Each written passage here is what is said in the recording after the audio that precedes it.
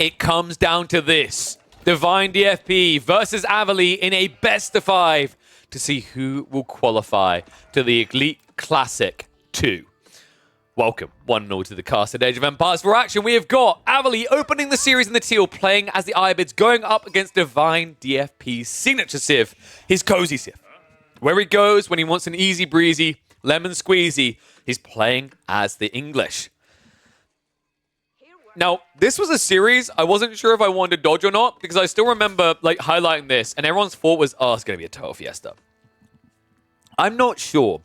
Avely, for those who don't know, Avely kind of went through a turtle phase where he basically became a bit of a camper, almost to DivineDFP's level. But both of them have started to come out of their shell a little. DivineDFP is still more turtle-oriented, but I think Avely's back to being a bit more of an aggressive player, and I love the way he's kicked off the series. So draft-wise, just to kind of recap and let everyone know who's watching this later what they picked. Avely got his hands on the Rus, the Delhi, the Ayubids, the Abbasids, Jeanne D'Arc, and French. Meanwhile, DivineDFP picked English, Zhuge's Legacy, Mongols, Japanese, HRE, and Order of the Dragon. Now, this is a very creative approach to the draft coming out from Avely. He chose to go for the Ayyubids instead of the Rus. I think DivineDFP picked English because he was anticipating a Rus pick and felt confident about his chances there. I do not think he ever expected Ayyubids. That's very creative because of the maps on offer. Like, I'd say the one where you expect Rus to come out most frequently is going to be Gorge. But now Avely keeps a very strong, competitive, flexible Civ in his arsenal while getting the perfect counter to English play if it's ever aggro-focused with the Ayyubids. And I imagine we should be looking at a Master Smith's play here, right? No, he's going to go Growth Wing. Okay. Hear me out. If this was an all-in aggro-type player that you're up against, and by the way, just to highlight, we're going to be on the 2x speed for the first 5 minutes because no one's making an aggressive move. If we were talking... Oh my... Okay, you know what we are going to talk about quickly? That sheep haul is disgusting. 15 for Avely. He's so well off here. So let's now actually highlight why Avely didn't go for Master Smiths, which is just seen as the GG, cherry on top. You're basically beating the English. It's the player he's up against. DivineDFP doesn't play aggressive English, he plays turtly. So what does Avely do as a response to that? He gets his greed, he gets his eco. Why would he try to go for Master Smiths that basically puts you on a path to end the game fast by countering an early attempt by the English when you know that English player has no interest in attacking you? In fact, that English player is literally going to do his free TC condensed English build, isn't he? All the villagers out, 7 on the stone. The question now is, what does Avely want to do as a reaction? I imagine we're looking at the standard fast castle build. The cool thing about this game for him, though, is he doesn't have to go fast castle at your typical pace where advancement wing feels almost a requirement. I think you can go for growth wing here. Oh, sorry, logistics wing. It gives you the ability to just take all the relics off the map, and it allows you to keep up with this TC rush that's coming out from DivineDFP. I have to see. First horseman actually coming out. I like this as a beginner for Avely. Like, basically, you want to get 1 or 2 horsemen out just to block any loose TCs. The reason is that if DivineDFP has to do free TC condensed, it means he has to mass farm transition as well. Cheaper for the English, but still a frustration that keeps you from doing anything meaningful in a game. It keeps you just escalating into basically greedy choices. And, well, DivineDFP, definitely not a stranger to that idea. When given the option, he'll take it every day of the week. So, horseman comes in, villagers. I'm going to have to move away. Love that. Has to go for the short bow, but at least idles him out a little bit. Avely is eventually going to lose this horseman. Actually could have got one more round if he didn't dive the TC there. So, well played by DivineDFP. We're going to stick on the 2x speed because now this is going to be a tech up. And it is going to be advancement wing. So, funnily enough, he doesn't go for logistics. So, here's an interesting thought, actually.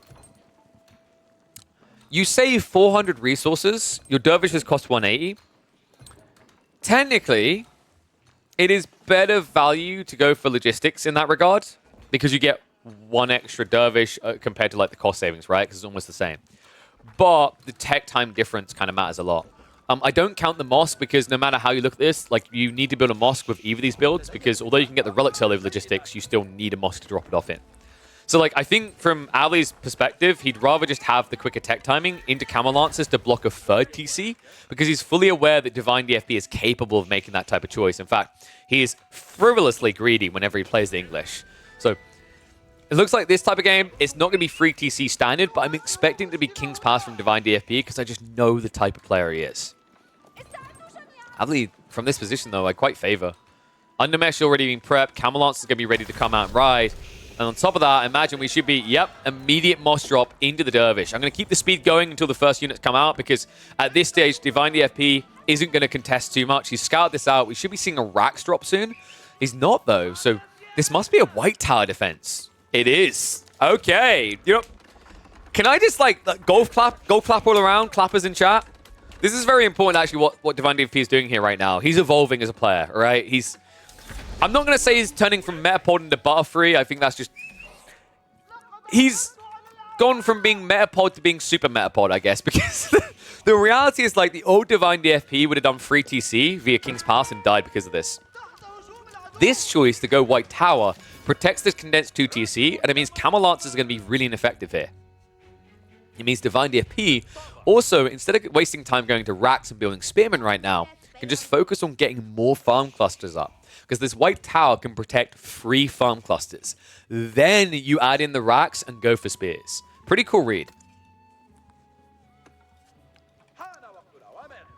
Yes, it's very turtly, but for him, you know, how to put it? If my daughter says, yay, or yes, or she says, like, oh, any word, like bottle. Well done! Yeah, because she hasn't done it before. DivineDFP, when he chooses to be less greedy, because he hasn't done it before. Literally every game, DivineDFP is just trying to be as greedy as possible, right? So it is actually a big step in the right direction for him as a player, because his issue has always been just being too turtly and too greedy. You can get away with being one to a certain extent, but being both is what is your undoing time and time again. Man, this is actually just a scam, by the way. I've been seeing this a lot with the woodlines on Gorge at the moment. This is frustrating because one of the benefits of Gorge is meant to be that rotationals are difficult because you have to go all the way back around. But funnily enough, Avely can just go around the back of this tree line to hit the woodline. I don't even know if Avely... Dude, he doesn't even know! Oh, man. That's so fortunate for Divine. If Avely knew about this, he could basically split the Camel Lancers between both sides and just keep coming in.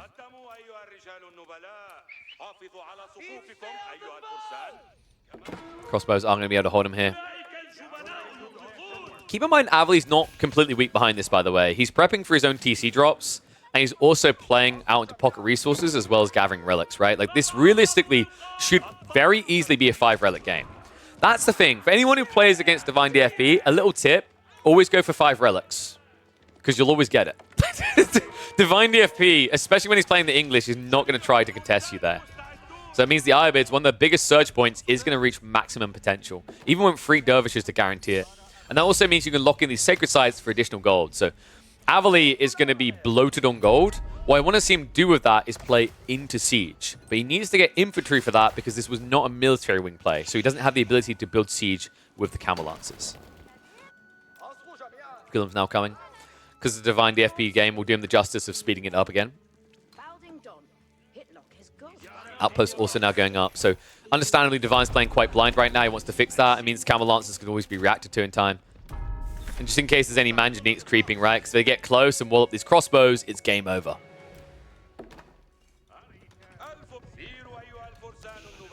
Lancers looking for that dent in. Timing actually might be perfect. Remember, Lancers see more than standard cavalry.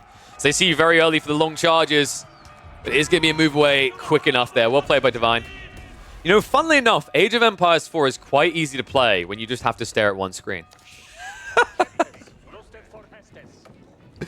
I wonder if that's, like, do you think that's why Divine maybe plays this way a lot of the time? Is that he doesn't have to worry about checking pocket ecos. Like, think about Avely's gameplay strategy here. Has to watch all the relics as he grabs them. Has to watch the berries on the side. Has to watch his raids as he goes into your base. And also watch his main. Meanwhile, for the Divine, look at his vision. I manage this and nothing else. Like, legitimately, he can almost see everything that happens in his game on one screen. So silly. Decap's at least going to come in. Avely isn't going to contest that. Instead, he's going to go free TC. This is pretty crafty, actually, because at this stage in the game, with the relics gathering, the amount of gold from that he's getting, he's not really behind. And now, with the fact that he's playing on berry patches, securing resources, although long-term he has to worry about farms, and that is going to be an annoying transition, when that time comes, because of the way he's playing the map, he's not going to be weak against the English for it. Right now, the English are looking incredibly weak. This one-dimensional comp. Only crossbows and nothing else coming. Divine needs to be very careful because the further he comes out of his base, the more likely this just turns into an insta-loss. Double Manjanique is going to be ready to meet him. With the Ghulams now massing, it means he actually has this answer. And the funny thing is, like, Ghulams is the correct call here. You go crossbows, your opponent could get Mango or Mango going. You just go Ghulams, it's impossible, right? Like, if you try to dive in with the crossbows, Manjaniques clear you up. And the Ghulams are going to be matched by men-at-arms, but even with the armor-clad, it's actually quite a close fight because of the difference in cost, right? These are more of a premium men-at-arms.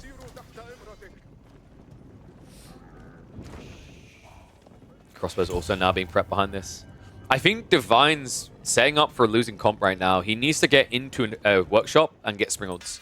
Like, you have to understand that one of the big edges at Ayyubid, same with Abbasids, is their ability to build siege in the field. We don't see it as often with Abbasids anymore, but it's still a prime-time element of Ayyubid play. Manjaniques. Well, it looks scary, but it's not very effective. Funnily enough, he's on the incendiary rounds right now. Sacred Site has been locked in again. Military Academy is also coming. This means that you're going to be able to match the pace of the men-at-arms to a certain degree. Still going to be slower, but not as slow as it once was. Third Manjanique now as well. This is getting a little bit scary, right? Especially considering the Ghulam count. Like 15 seconds on one side, 20 seconds to the Ghulam. Means Divine's not necessarily going to remain ahead in that category. I'm starting to get worried that Divine is looking for fast imp. I hope not. I think realistically you need to fight more now because Avely isn't looking for Imperial Age, right? He's playing pocket resources until they run out. And he's going to try to do maximum damage in that window to ensure that when it turns to farm transitions, it's not weak for it.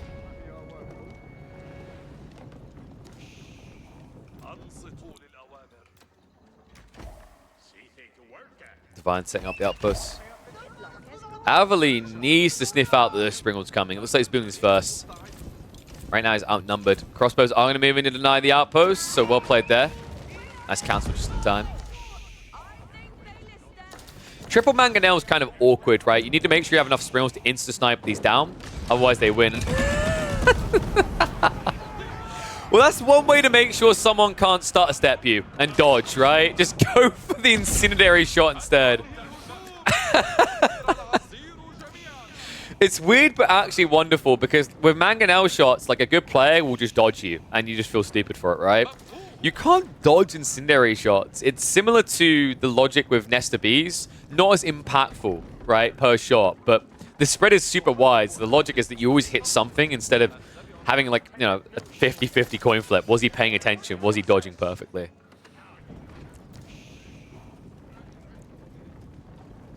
Eco Gap is closing, by the way. One concern I have is that DivineDFP is waiting for that window where the starvation kicks in, but because Avely's free TC and he still has 2 deer stacks, by the time he runs out of food, he should be around 90-95 economy, and that's when you can comfortably start to add in farms. Oh, he's going to hit the farms. This is sick. Dude, I love this from Avely. This is smart. You just target the mill and you burn all the farms. Oh, actually pause that thought. He's going to turn for the army. Ooh, that was close. Looks like the final Springald was just out of range there, so not able to get the snipe. Surprised he's not going for the shots on the farm. They're coming now, though. Mangonel shot in. No incendiary, dude. Okay, wait, does Avely keep missing... Like, does he keep misclicking? Or mistoggling, rather. He keeps using incendiary shots on the main army, and then using rocks on the farms. I think he might be, like, misreading which way he wants to toggle these. This is getting a bit weird. Springald trade out. Nicely done there. Just a freebie. DivineDFP overextending a bit. I actually legit think he might just be forgetting about the swap. Springolds are now being added in. Divine, how many farms are we at now? Has he added in enough? Only 28. That's not great if you're trying to meet farm this fight, right? Mangonels. It's just annoying from that high ground, right? You just can't see them until they strike. This is a weird fight right now. Let's get try for the decap, but that scout's going to be pushed off easy peasy. I love the way Avely's being annoying about this. He knows what this is going to turn into, right? The closer the time it gets, the more likely it's going to be a big clash. And Mangonels, they're going to go for the hit on the back line. Springles charging in. Gulam line is going to spread out, but the Dervish heal is going to be there. Manjanique's moving even deeper. Looking on the Springles, is going to find them. And now the retreat from Divine sacrifices most of the siege. One Manjanique still standing. Springle advantage has now switched over to Avely and DivineDFP. He has got a meat mass to throw at this, but the Manjanique and Springles are problematic. Needs to hit that backline fast. The aura making a big difference here. Avely might be overextending at the tail end of this engagement. Springle trade out still good. Needs to get that Mango pushed away. Manjanique is still firing, and it looks like DivineDFP runs out of men-at-arms when it matters most. Sick plays there by Avely. I love the way he turned that into pure chaos with the charge through. Gulams with the superior movement speed, able to split the men-at-arms line in a weird fashion. Love the AoE heal coming out. Big deal there, just making all those Gulams last a little bit longer. Tail end of it. Also, just the fact he was able to pull back the Springle count. I love the fact that he targeted the Manjaniques on those Springles, because Springles die so quickly right now to Manjaniques and Mangos. And now this keep drop. He realizes just how realistic a Sacred Site win condition is. If Divine wants to cap on the south side, he has to walk past the army. Death. If he wants to go north side, he has to go through the walls. Too long. Well, it's going to be 2 out of 3 being death when this keep goes up. Outpost crawl's going to fail. Oh, that drag. You're going to want to repair that. So annoying when you just reform the lines, but a Mango shot gets off, and all of a sudden what should have hit 1 villager turns into 10 units being heavily injured. Age of Springle time. Remember, Divine's eco lead is pretty much gone now. It's 96 to 91, but then you add in the relics and sacred sites. Like, Avely is just ahead. Even with the better farms, right, the 25% increased gathering rate, you have to remember that Avely is getting an extra 10% on everything due to the Golden Age. On top of that, he's got the production speed, so you can always ramp up to 200 quicker. And then also, the other thing that you have to remember is that the deer rates are better than what the farms are by default. Now it's going to be an alternate choice here. Divine going into the Trebs, rather. Manjaniques. Always looks so scary, doesn't it? Springle trade out is about to happen. Wait, he snipes the villager. Wait, what? I mean, it worked, but I'm not sure if it was worthwhile. Scout also goes into his death. The Divine, now with the Springled lead. Looks like we are going to get some greased axles coming in. We already got that on the other side, right? Yeah, Divine does have the extra movement speed. Still, speed is going to be of essence here. 4 minutes away from a Sacred Site victory. Avely, with the food not running out, I think he's going to try to dodge the farm transition, right? No, it's already underway. Okay. So he's doing it as a gradual transition thing, right? It makes him a bit weaker, but understandably, like, if he sent all those villagers onto deer instead, he'd run out of food instantly. I really thought he was going to lean more into siege because of that, actually. I'm starting to move in. Needs to be careful. Those Springles! Divine! What? No way! Big mistake made there. Gets just out of range. Springles are going to pursue this, though. Manjanique's also moving in. If they get some incendiary shots out, 2 of those are just going to go down. Look at the health bars here. Manjanique's go in for the hit, and he gets a splintering there. Most down now, though. Looks like Springle return fire is going to be good, and the Mango held back. Mistakes made. Avely, he had a shot into the mass crossbows, and he didn't take it. Avely has to start a step away from this. Can't hang around any longer. Double Manjanique, double Springwood. However, that castle could get some freebies now. If it goes for it. Wait, it could get both. Oh my god. DivineDFP. Looking to bring down that castle. 3 minutes away from a Sacred Site victory. That's an expensive fight from Avely. An unnecessary one the way he took it as well. It's crazy, actually. Those Manjaniques, had they just hit the crossbow mass, it would have been 20 at the tail end. And then Divine wouldn't be able to dive this, but now Divine, with the military lead in both siege and also infantry, he can break this win condition from Avely. He's going to move for it now. There's no way you can contest this. I think this game, Avely might have missed his window now. That crawl of the aura is just so frustrating from DivineDFP. God, he's giving me flashbacks to old English with multi-trebs and network of castles everywhere, and I want to vomit. Real trade-outs are just always going to be better as well in equal numbers because the quicker attack speed for the English. They turn into Gatling guns here. Every 2.38 seconds. I mean, just look at the effect it has.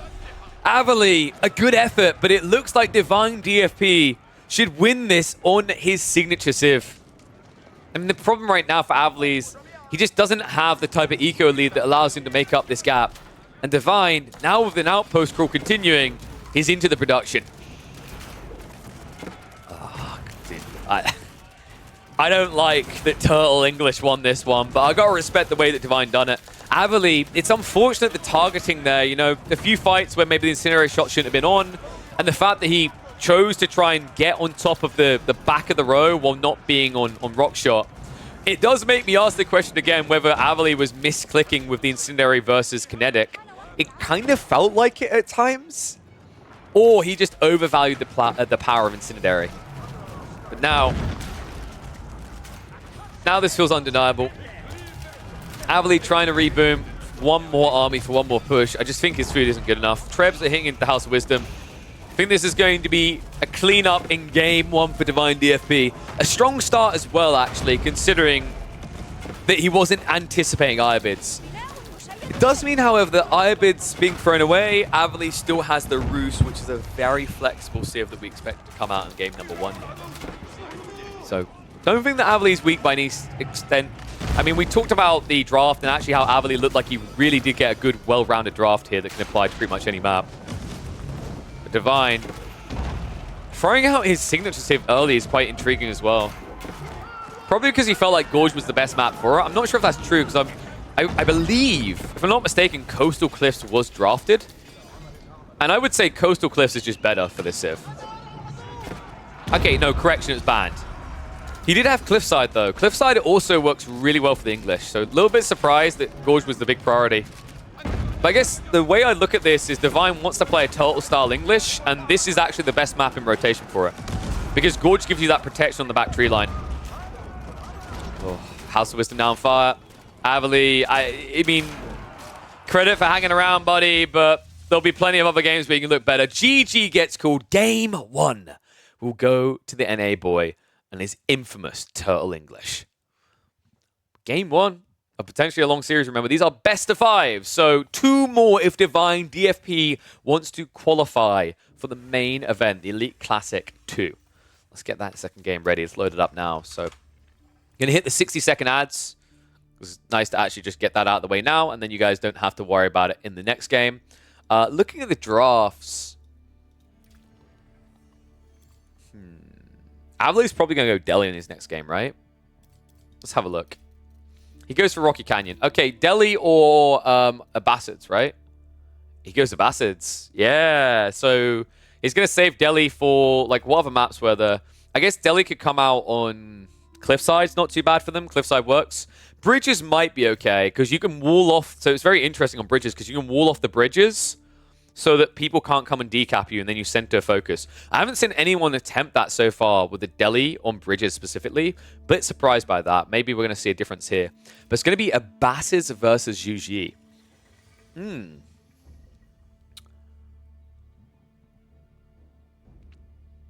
I feel like your goal here is to not engage if you're Avely, right? You just go 2, maybe 3 TC.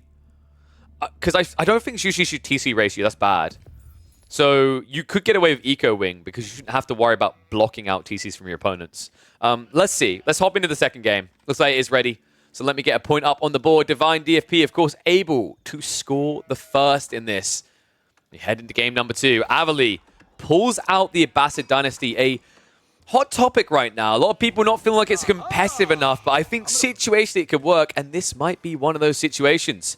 Up against DivineDFP's Zhuge Legacy, a civ that has been heavily nerfed, being played by a player who historically tries to play full greed. Let's hit the 2 times for the scout rotations and see how things play out.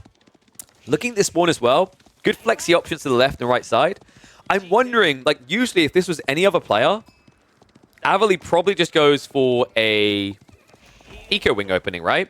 Take condensed TCs, feel content. My feeling is because he's up against DivineDFP, Divine's the player was usually most likely to TC boom. He might just go melee wing, because then he is able to apply pressure, and it will stop Divine from getting these deer stack TC drops for free. So I'll keep an eye on it. I'll switch across to the worker distribution. DivineDFP should be a meditation garden to open this. There's no great spot unless you want a TC boom. So actually, for a player like Divine, there's a great spot. Oh my god, dude, this is insane. Like, even for pre-nerf meditation gardens, this is going to look like a good one. 50 stone is going to get, what, 36 food, and then he'll probably get about 20 wood. That's a really good meditation garden. Needs to be quick about it. Military Wing is on the way, so as anticipated, Avely is going to go for the aggro play. He knows this player. He knows what he's going to try to do with any Civ that likes the idea of TCs. And he doesn't want to let him have it for free. Divine. So much slower on getting this out, right? I think the taxation drop-offs lagged him behind a little bit here. Oh my god. What? That's such a bad meditation garden. That's crazy. He knows about the stone as well. Like, okay, so hear me out. I think Divine is paranoid that he wouldn't get the Medi Garden up in time before the Military Wing came. Think about the walk time here. He'd have to walk 3 times the distance. That's an extra 10 seconds with 1 villager to build it up. And look at the Military Wing timing to the Medi Garden. I think Divine maybe mis-macroed on his initial tech up. It looked like it anyway. That might just be the power of the Abbassid's gathering speed though, right? I might just be deluding myself. Still, Military Wing comes out. They move out. Like, if he sent 2 villagers, he would have had it. It would have been idled out by 4, but it's still worth it for the passive resources difference here, right? Kind of a shame. The thing they have to keep in mind is... Okay, he went wheelbarrow. Okay, the fact he went wheelbarrow makes me question the fact he didn't go for the meditation garden even more then. So the weird thing about this to me is that in this game, so you might think that because of the disruption where each unit in range takes 10% away from the gathering, it would be a hard counter. But I'd argue because the numbers you get overall are lower now, the percentage decrease is lower per unit. So funnily enough, with meditation being nerfed the way it was, sitting units underneath it to counter it is less valuable than it was pre-nerf. So actually, even though he would have lost some gathering with this placement, overall, I think he still would have been better than what this is, which is 27 food, 3 wood, and only 18 gold. Wait, did he miss out on the... No, that I think it's just the scout. Yeah, the scout just disrupted him. So yeah, he gets a 65. This still, even with the disruption, could have easily been, I'd say, 60 if he camps here, more if he doesn't. And let's be real, if Avely has to camp there with his initial units, kind of feels like a waste. Divine. Going off the Jeanne D'Arc though. Double archery range. I think we know what's going to happen here, don't we? You filthy, disgusting Chuganu spammer. Avely, meanwhile, is going to do what all the Abbassids do with a military wing. It's going to be second TC. That's going to be out on the deer. Dude, this is sick, actually. If he goes to the deer or the berries, either, this allows him to pump horsemen in mass. And the key is you want to shut down the Chuganu mass before it scales. You might have the time for that. Divine, dude, this is so big. The military wing round the back forces the Chuganu commitment. I don't think Divine necessarily wanted to have to do this. I think he wanted a second TC down the line. But because he went for a mill drop on the berries and he's against military wing opening, he doesn't really get a fair say in it. The Spearman's even find some value. Archer is going to be pushed back. So, of course, Divine will get control of his own area due to the repeated crossbow spam. But on the other side of this, Avely is now looking to extend his eco lead. TC's being built up. Love that the horsemen are camping here. Avely's still not convinced that this is going to be a 1 TC all-in, and I can't blame him. DivineDFP is the type of player that if you give him a little bit of space, what he'll do with this map is he'll wall himself in, and then boom. I've seen him do it so many times on maps like this. I love the griefing from the wolf, by the way. Fresh food stuff's now on the way, so Avely going to be a little bit more optimal with what he's spending on these villages. That's really important, by the way. Fresh foodstuffs, anytime you want to do a horseman spam, I favor 2 TC because it allows you to go for fresh foodstuffs, which makes the horseman more affordable. Like, the better way of thinking it is if you do normal TC strats where, you know, you are playing Zhuge and you build TCs, Those TCs, they cost you 150 food each a minute. So double TC is 300, right? For the Abbasids, instead, they are spending 96 resources each TC. So they save over 100 food every minute with 2 TC compared to other civs. It's so incredibly powerful when you consider that that's an extra horseman a minute. It doesn't sound like a lot, but I'm talking early game, right? 1 or 2 extra horsemen can actually break things. Problem in this game is 1 or 2 horsemen are going to get broken. Zhuge Numas is exactly what Divine's going to do. Avely needs a lot more horsemen. Oh, man, dude, I hate this unit so much. Steel Arrow is already in the way. Avely needs to rush a blacksmiths and get into his undermesh ASAP. Divine on the move. Has he got siege engineering? Because this would break the game really fast. No, hasn't been researched yet. Didn't even prioritize Steel Arrow actually with the supervision. Just let it happen. Still, tricky circumstances now for Avely. Only a free eco lead. Has to prep archers as well as the horsemen. Horsemen alone won't win this fight because Zhuge killed too many of you on the entry. Lovely scout there. Okay, that was cheeky actually, but Divine. What he done there, he tried to skirt vision. Unfortunately, he had to come a bit too close due to the tree line. Had he played that right, Avely wouldn't have known about the Zhuge until the first death. Nice wall coming up from Avely as well. He needs a lot of archers, so securing this wood line is critical. Divine is going to move in towards the secondary TC. Doesn't have rams though, so while you could idle this up, you shouldn't be able to stop it.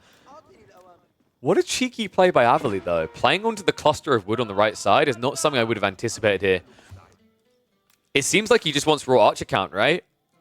And you know what? I actually dig it here. The issue you have if you try to go horseman is this Zhuge count is too big. Archers at least allow you to trade better, and then you use horsemen as a tank, is the idea. And also remember, this is military wing play, so the reason why archers feels even better is that you can get them an extra 15% health. Interesting. Don thinks that he made him in the right spot. Don, I agree that it's in the right spot if it's not a TC boom. I anticipate Divine doing a TC boom, which is why I thought he'd go for this. Double stone, wood, and food would have made sense if Divine wanted to do his TC boom build. But I think, like we highlight, that the military wing timing meant that there was a good chance he would have got blocked out unless he pulled multiple villages. So I think he just want all-in Zhuge. Oh my god. It's kind of absurd. Rams are now coming. Divines are all in. Avely doesn't really have a respectable army right now. This could be a very quick game.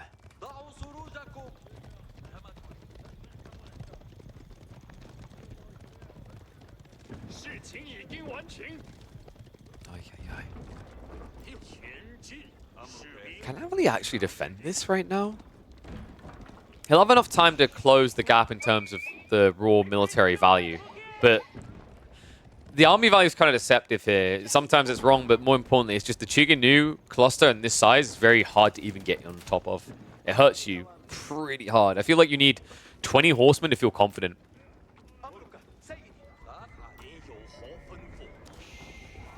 Rams now moving on the TC.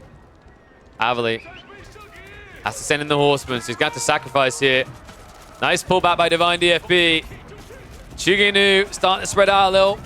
One ram down, second one heavily injured. Well played by Avely, actually, just targeting them both down equally here. It's going to cost him some villagers, but he still keeps the eco lead and gets back to the TC. That was actually well played.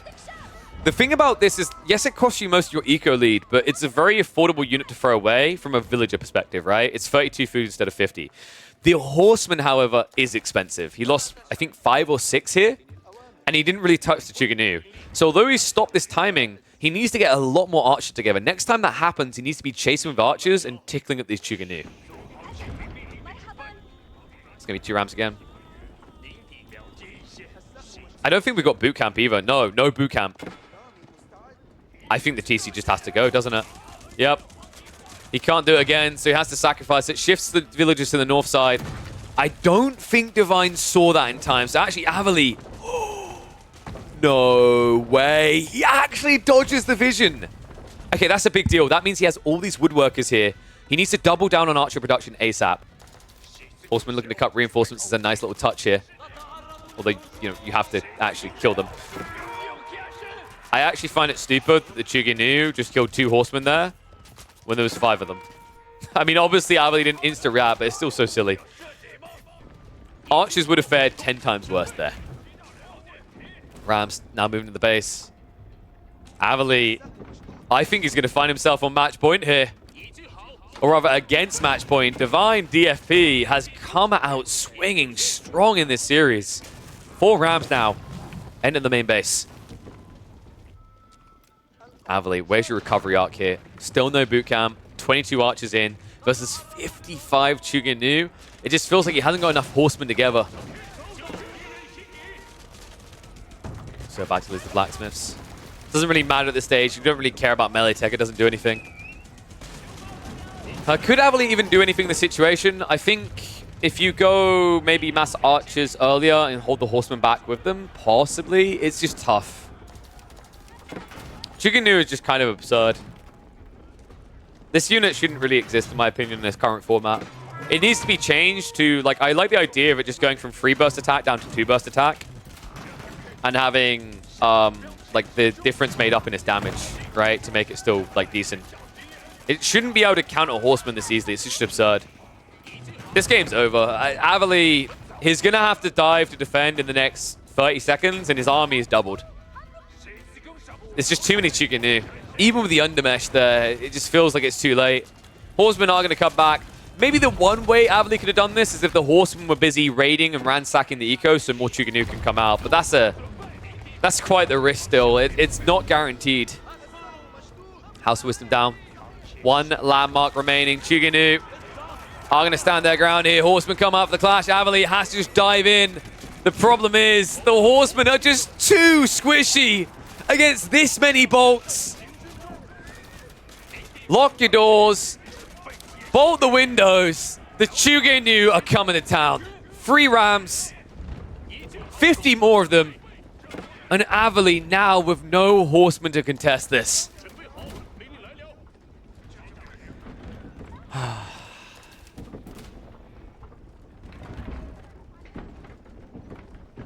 I just don't like what Zhuge have done to AoE 4. I'm never going to hide that. The problem as well, like one of the big frustrations I think people should appropriately actually have around Zhuge is you're likely to never see them get nerfed until Zhuge gets changed.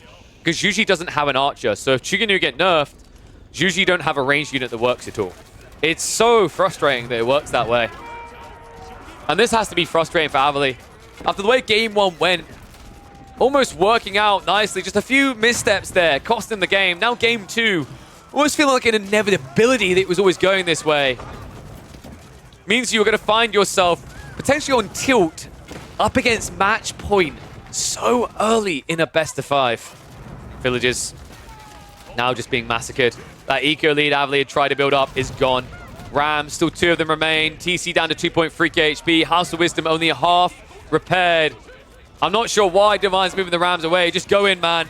End the game. More villagers are going to come out. Zhuge count is getting low, though. Like, wait, where are the rally reinforcements? Wait, hold on a second. Huh? No, there's no way. He hasn't got enough horsemen. The TC has done a lot of work here, but House of Wisdom still hasn't been repaired. He's now 8 villages behind. No way. Surely not. Divine, did he overstay his welcome?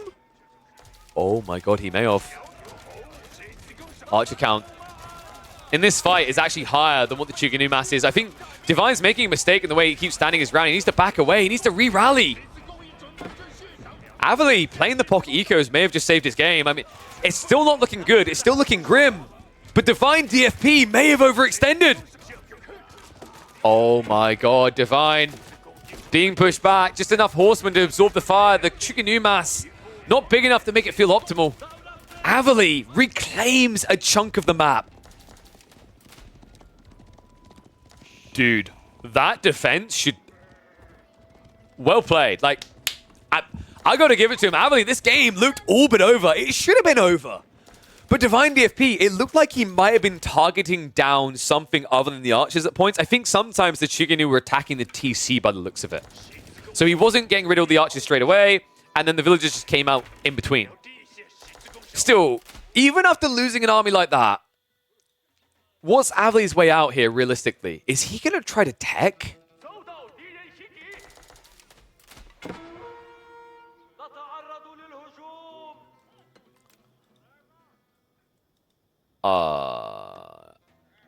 I think he's actually going to try and tech. The thing is, Divine isn't going into the base again. He's getting distracted. If he actually went in on Avely now, it should be GG. But the crazy part is these 4 horsemen have just bought time. The Chiganu are not moving quick enough here.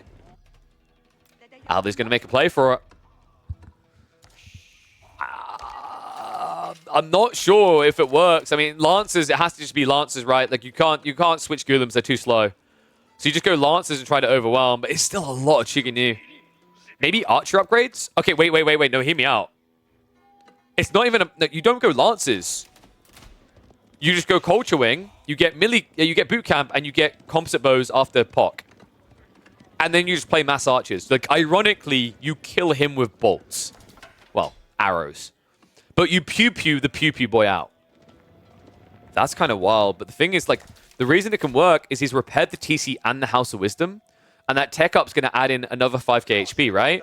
And Divine doesn't actually have great wood income right now. He's also struggling to keep the food going as he moves out to more pocket ecos. Horseman, once again, just now looking to cut reinforcements. Dude, I think Avely may have just turned it. That bait, that switch. Divine going back when he did was a mistake. Look at Avely. Dude snatching berries from the enemy's corner. His eco is spread as wide as it can be across the map. This is incredible. If he turns this, this will be insane. Culture Wing, 30 seconds out. Hasn't got the H2. If he gets H2, the research speed's going to be amplified, but you need to drop a few buildings for that. And I think he needs all the wood going into archer production. This really is what we've just been highlighting. He's going to go for the mass archers. No blacksmiths though, right? Has he built another one behind this? No. No blacksmiths at all. So no level 2, no undermesh.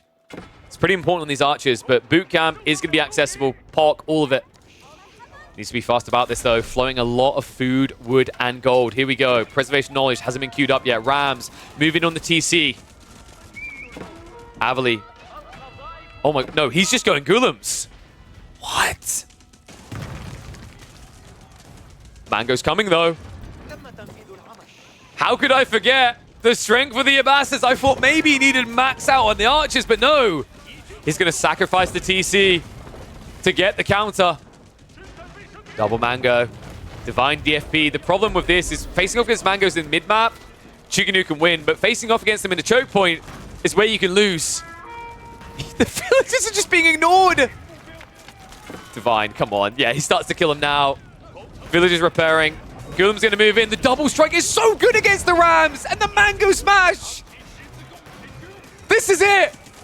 This is how he holds. One Mango being sniped down. He needs to deal with his chicken on the backstab. Divine moves in with the repair crew to keep it alive. DivineDFP cannot do it quick enough. Villagers rush onto the Rams. Mass Chiganu going down. It's an all-in. DivineDFP. It looked like an easy win, but nothing comes easy when Avely wants it to go like this. Castle Age play into a hold. He will even it up. There is not enough damage here. The Mango has done what it needs. And now the archers shall reign supreme. What just happened? What a sick read from Avely. The Golem play instead of the mass archers is so smart. The melee vulnerability on Rams that have no melee armor and lower HP than they used to means the Golems are the perfect solution. And then the archers that are left over get used for a double Mango play that Divine can never dive quick enough because of the ruins of the TC. This was a masterpiece hold by Avely. Questions will be asked. What if Divine had just doubled down? Did he need to rally back to deal with those horsemen? No. There was a bit of give here. There was a little bit too much wiggle room from DivineDFP, but you don't emphasize that. You emphasize what a fantastic turnaround this is by Avely. A game that looked unlosable. Not today. Avely will clear up what is left. DivineDFP, I don't even know what is hanging around. He's done. And this has to be mental strain. Defeat clutched from victory. Oh my God. Avely has to be feeling on a high right now after that one. What a hold. What a turn to make sure that we get more of this series. Yes, that's right. We are going deeper. 1-1 scoreline after that. Should have been match point. Should have been easy peasy. Smooth breezing. But no. That was absurd. Avely. He throws the most unbelievable curveball in a game that he has no right winning. And DivineDFP, it has to be said, missed opportunity. Avely done everything that he should have to get back in this game. But part of it requires DivineDFP reacting unnecessarily to the things that Avely's doing. That horseman raid into the base didn't need to be reacted to. It was 3 horsemen after it dove the TC. It's not going to do enough. He panicked when he saw his deer was being raided. Instead of rallying a few Zhuge reinforcements there, he sends the entire army back. He buys an extra 40 seconds with that play. That's what Avely needed. That's what gets him back in this game, and that's what gets us deeper into a series. Next up, we head to Mongolian Heights.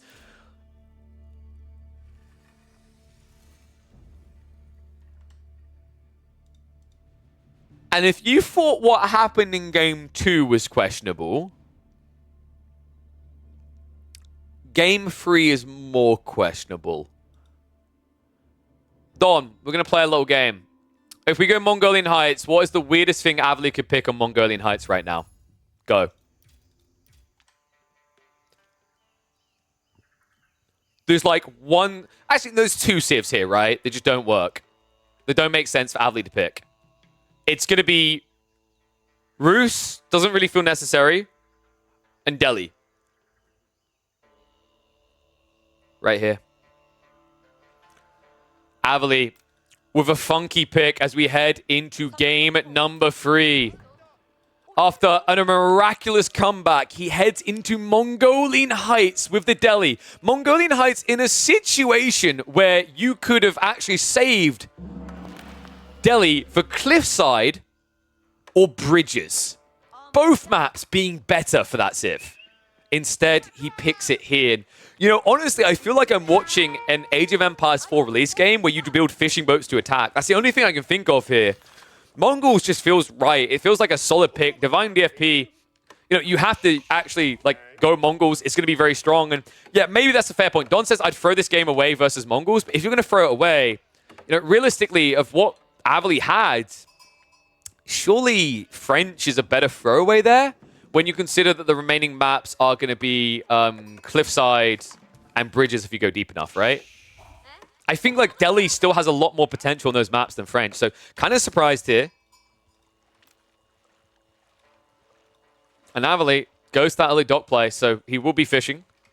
Meanwhile, DivineDFP is not going to go for the racks open, and that's a smart call. Remember, the fishing boats have attacks, so you try to rush that dock down and take it down is bad. It's much better, actually, if DivineDFP just tries to rush an age up, but... hasn't even... Wait, what? Is he going dock? Dude, he's gone dock. What? Okay, golf claps all around. This is actually really crafty because if you guys remember, when the game came out, you used to have this awkward issue where Delhi felt unbeatable in water because if you went against Delhi without having Delhi on Mongolian Heights, Confluence, whatever it may be, they stacked up to 10 fishing boats and then they literally just ran down river and killed you. That doesn't work anymore. The healing's just too strong. The fishing boats are not good enough, right? And also, players start to realize if you pull 10 fishing boats to shoot your opponent's fishing boats, your fishing boats are now not gathering, so it's not an advantage. So instead, Divine knows he's not going to get harassed here. Instead, he just sets up fishing on the south side, delays the Ayyubid placement because of it, but still gets it afterwards at a point where now he can just try to rush towards Fuel Age and then pump probably Keshiks at the opening here. Might be a bit dicey, actually, considering how far away his gold is. Probably likely we're going to see spearmen and archers because he has food and wood now, but not much access to gold. Other side of this, how are we looking for Avely? It's going to be the TOV on the way. It's a Tower Victory. The thing I like about his dock more is he controls the center pass. So if he turns this into a quick rush into the base, he can shut down the gold straight away. And Divine will have to play flanks with the Mongols in a game where I just highlight that he doesn't have great gold access. So if like the plan was to go Keshik, it doesn't feel great. If the plan was to go Silver Tree, which it is, then you may find yourself spread a bit thin. We'll see which way Avely wants to go. I mean, Ghazi can sort of work as an opener here. It does feel a little bit weird because obviously you're going to be up against Keshiks, but you don't have a spear threat to worry about is the bigger deal.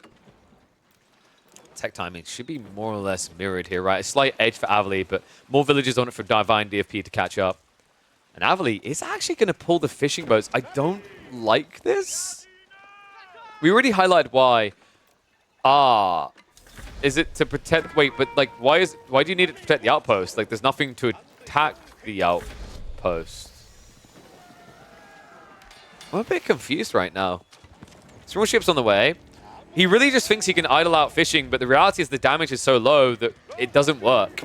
You're idling 2 fishing boats to try and idle 1 fishing boat. So kind of a funky choice here by Avely. I don't know, man. I think that last game scrambled his brain and Divine so much that this led to whatever this is. He's going to pull the fishing boats back now. That felt like an unnecessary play. Maybe he just thought that it was necessary. Maybe he thought the tech up was coming out a bit quicker. Or maybe he thought there was spears. A little bit weird, though. Divine, Spring Ship. We'll hang around for a bit. Nice force back here as Avely with the outpost going up now does prevent some of the fishing. But the south side is still mostly safe. And I like this approach now come from Divine. Just heal up the war junk to full. Outpost is eventually going to die. You can try to clutch repair, but now with the archer ship here as well, that becomes very difficult. Meanwhile, elsewhere, an outpost crawl coming in from Divine is going to cost him... Wait, what? Okay, that should have been 2 villages. I can't believe that. The Dow pulled back. So we've got outpost rushes on both sides to try and deny. Demo ship is going to be blocked, so Avely doesn't get the value there. More garrisoning coming in, but this is just not quick enough. Outpost is going to go down, and there's no clutch repair. Instead, you're going to lose villages from this. Avely getting outplayed now. Fact. Oh, dude, the scout tanked it. That's big, actually. So 1 villager gets away, but still... Divine, after that, did lose a little bit more in terms of workers. Fishing count, I believe, is still higher for Avely by 1, right? No, they're neck and neck.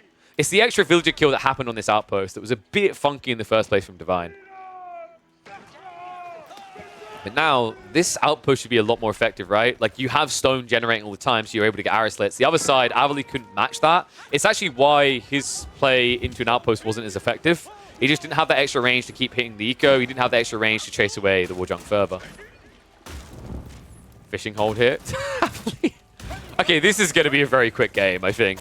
This is not working right here. The spring ship difference is really what's winning this for Divine. The fishing boats are just dying, man. And the other issue is have we got Sanctity play yet? I don't think we have Sanctity play. No, Sanctity like isn't even being researched yet.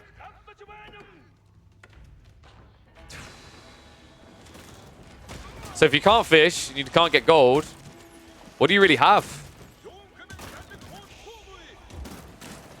Double light junk is going to back up, but the price is already high, right? You idled the fishing this whole time. You killed most of it. Meanwhile, behind this, Divine has got 5 fishing boats and a hell of a lot of archer ships.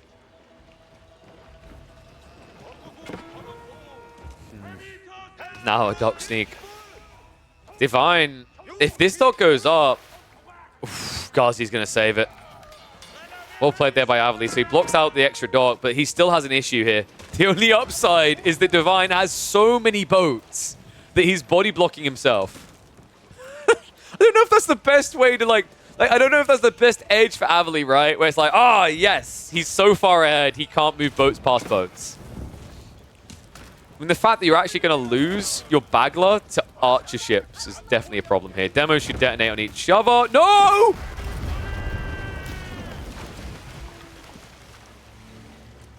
All right. Wrap it up. Nice little bow tie and say Merry Christmas. DivineDFP. Christmas came early for him. He's going to find himself a match point. I mean, this Avely's now 5 eco behind. Military-wise, yes, he's got some land presence, but he's completely lost the Navy warfare. He can at least snipe out some of these traders if he finds them. But it's going to come at a price, right? If you keep scaling into Ghazi like this, you're just going to lose the boats. Kind of already have. Nice little gas in here to get rid of the Ghazi. Movement in. Another Bagler comes out, so it's going to be a pushback, but I wouldn't be surprised if we've got another demo ship on the way. And we just keep getting closer, don't we? Avely, if he cannot start killing villagers with his Ghazi, it's going to be over. He tries for it. Divine will just re-garrison, so that's going to be more Ghazi going down. The unfortunate reality is, like, it's only 1 trade, or 2 trades right now, rather, but hitting them is just free kills. Hitting the outpost is kind of the only way that you can end up losing land control. Demo in. No! Another down. Should be man the sails. Wait, where are the archer boats? They're on the way. So it looks like Avely is at least going to get a war junk in return. But this is still looking really ugly. DivineDFP now switching into Keshiks. And he is going to complete that. Rushes out for the dock. Only 1 Ghazi here because he went looking for the trade. So it's going to cost Divine a bit, but considering the eco lead is built, he can afford that. And now it is going to be the naval arrow slits that should just guarantee Avely gets no fishing, and no chance to contest. Yeah, this always feels bad. He's going for the demo ships to try and clear this, but it's quite a high price, right? Oh, wait. Yeah, that's exactly what you didn't want. A demo ship... Divine's... Wait, why are we so stacked here? Uh-oh. Wait, what? Oh my god! That was the one way that a demo ship would be bad. The one way! Oh, okay. Let's just erase. Okay, how about this? Avely and Divine, they gentleman handshake it, and they just go, like, all right. Avely's like, Divine, I will forget game 2 happened if you forget game 3 happened. And they just handshake and move on. I think that's what we're going to be seeing here. This is brutal. No fishing. Keshik count is now equal to Ghazi count, which is, there's not much worse than that. Like, it's pretty impossible to hold with that. Can't even get archer rangers out. Can't even stand with the Ghazi. In fact, right now, he's just feeding more health back to the Keshiks. It's going to be idle time on the wood line, and I think Avely, it's time to call a spade a spade. Because right now, you're trying to shuffle yourself out of Craps Creek, and it's just not working. Ghazi at least going to go for a counter raid, so this is a nice touch. Might find some kills here.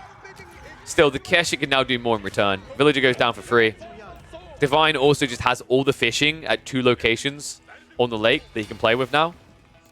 And he has trade mixed in to cover his gold, right? So it's just the type of game where Avely, unless he's getting trade, like, not trades, unless he's getting kills without anything in return, trades don't cut it.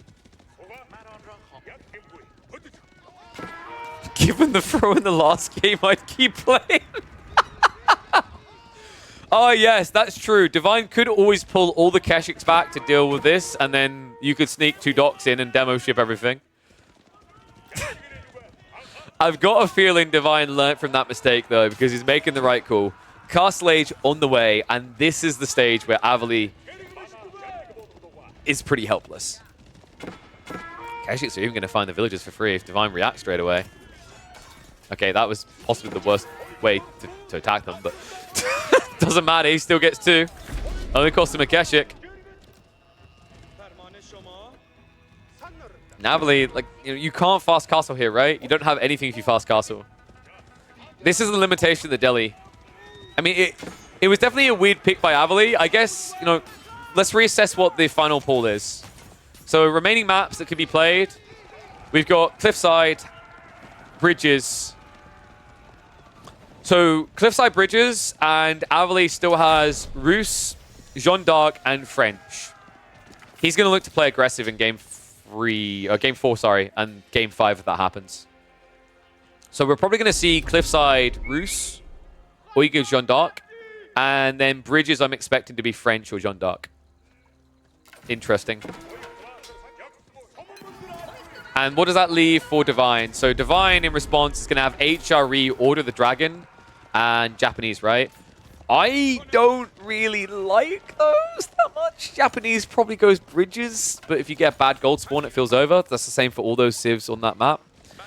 Order the Dragon might be Divine. Weirdly enough, Order the Dragon might be Divine's best shot at ending the game quick enough on like Cliffside.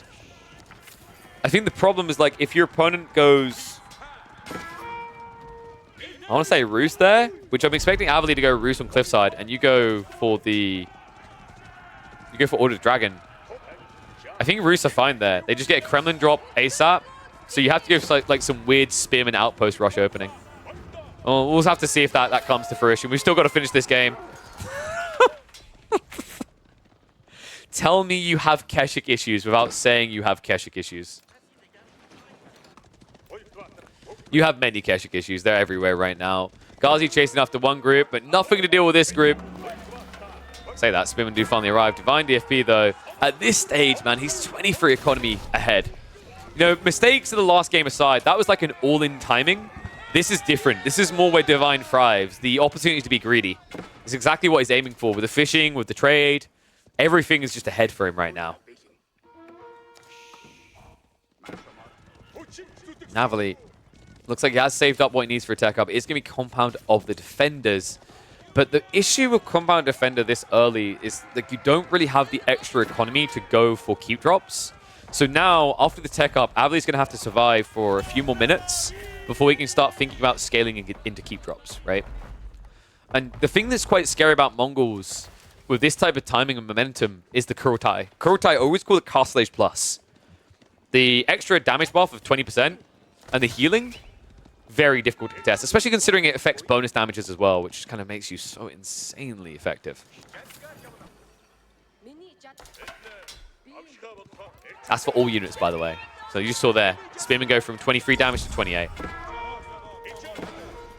Kurultai is just parked right up next to the base now. Ghazi are going to try to raid rounds. I don't know what you guys are doing, but yep. Spearman is going to get one in return. And now parked here, I mean, Avely, he gets the tech up, but he needs so many men-at-arms now. The fact that crossbows are already here is what has me a little bit skeptical. Ghazi going to try to ride in for the freebie, but Spearman able to scare him away. And right now, you're just losing this fight. Like, it's so hard to kill them quick enough. He should have enough troops to now overwhelm this.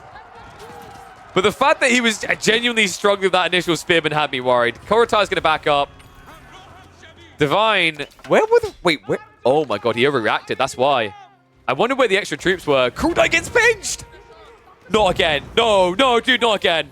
No, I can't go back there. I can't. I'm gonna have flashbacks. I'm gonna have nightmares about Rocky Canyon.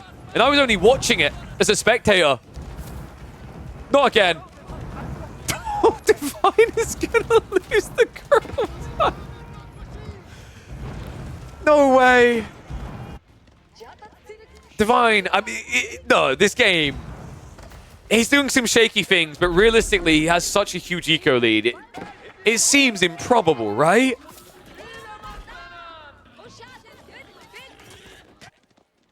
Needs to get the next wave together. Army is still pretty big for Avely, but now he has to play out into pocket resources ahead of his base. It starts to get a bit more risky.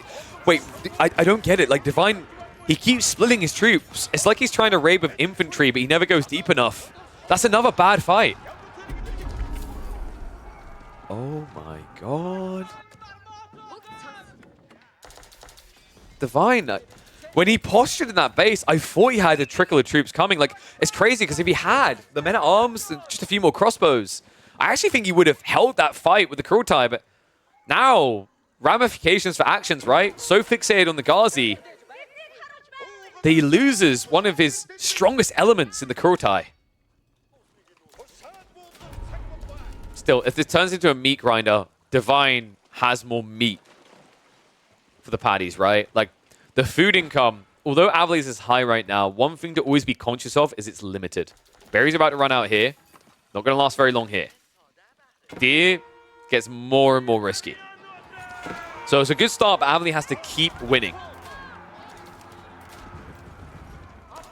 Kind of obvious. Like, you say that of every game, but to put it another way, Divine has built himself up such a lead that he has to lose 3 more times.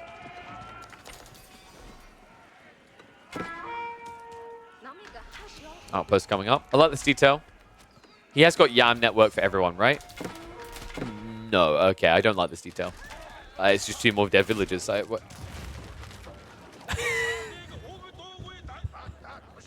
No way. DivineDFP. Well, he's definitely altering expectations. Oh my god. If he just builds 2 mangoes though, right? Against the massing and crossbows, he should be fine. And Avely's already worried about that. Okay, yeah, dude, he's got Springles covered. Avely's on point with his reactions to this. Ghazi are raiding again. Spearmen are on the way, but in small quantities. Relics are being grabbed by both sides, and Avely has already got 2 banked with a 3rd on the way home. I don't think he snuck... No, he hasn't snuck for the enemy relics at all. I mean, kind of not surprising in a game where you're this restricted, right? But this game shouldn't even be close anymore. It's actually baffling that Avely's somehow holding on. Spirit also now just baiting the army in.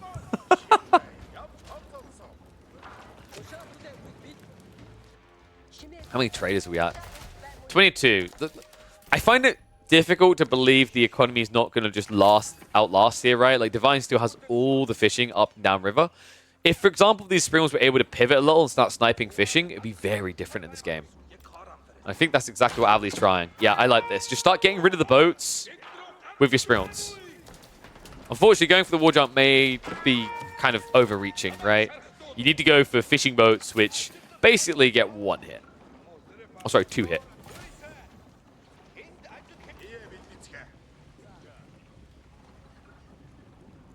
All right, guys. 2s if DivineDFP is just going to get this right. 1s if we are just in for what is going to quickly become a Clown Fiesta series. Because, like, here's the thing. If you talked about perfection, execute, like, this is the thing I always highlight. It's not about perfection. It's about making the least mistakes. And Divine has made some big ones. But the thing is, the difference between game 2 and 3 is his economy's been set up in a way that he should be fine, right? He has to make so many mistakes. And Avely, at some point, has to go and take something away from him, whether it's trade, whether it's fishing. He can't just sit back and basically, ironically, play turtle against Divine. I think here we go. Clash comes in. This is the moment, isn't it? Avely, he gets a keep up on the left. This might hold him. The Kurultai still can't be re-accessed. Oh my god. And the village fortresses is coming in 30 seconds. No way. Military lead is still big for Divine, but he needs to do something with it soon. He needs to swing it, right? He's got 200 pop now. So either go Imperial Age or go in. Food income is insanely low for Avely. If this turns into an Imperial Age race, you're playing Delhi. You never want to be there anyway. So realistically, although Avely can turtle, he can't turtle to a late game win. That's not how Delhi works here. You have to go up for a fight. You can't go up for an age.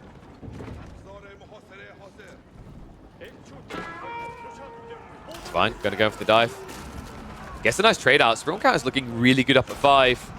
The mango is now looking like it can't be counted. There's just too many Springles here. Avely is gonna get dove.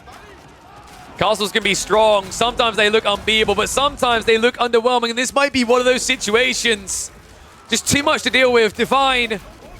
He made us question. He made us doubt. But thankfully, sanity will ensue. Surely. It will persist here. Doesn't end the game in 1 strike, but heavy losses for Avely. And Avely now running out of food.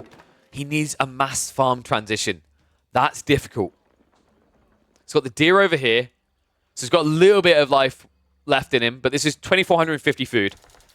That's not a lot in the grand scheme of things, especially when your opponent has, if I had to ballpark an estimate, in fishing alone, I'd say he's got double that left over. And then he still has deer. And then he still has boar.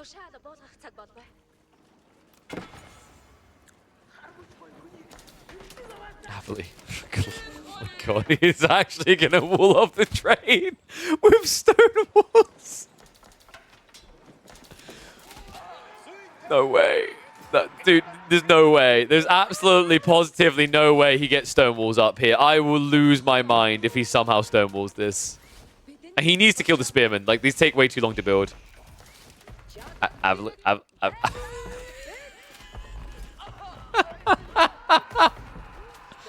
Weirdly enough, if he just attacked the spearman, he'd be fine. But the problem is, if he attacked the spearman, there's a ping that goes off, and I think that's what he's worried about.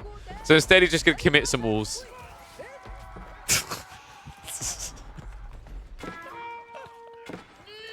Okay, finally he attacks. Dude, this is so unfortunate. If he just attacked straight away, he'd still have archers left over. Instead, Divine's going to move the army in. So the walls are not going to go up here. Divine doesn't overreact either. He's got Trebs now hitting into the castle. I just can't believe Avely just tried that.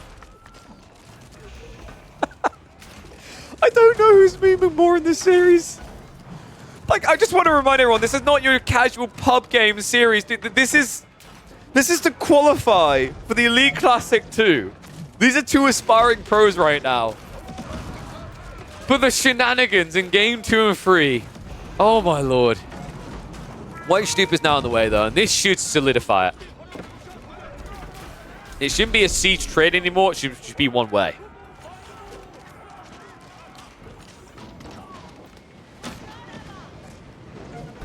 No, I don't think Avely's trolling there. Like, legit, it's a smart idea. Think about how many traders there are. 24. It's basically the entire eco lead. If you take the trade away, he's going to have some serious gold problems. And that's an area you can actually pull forward in, right? Because you've got 3 relics, you've got all these gold veins behind you. It's one of the few areas actually Avely can compete in right now.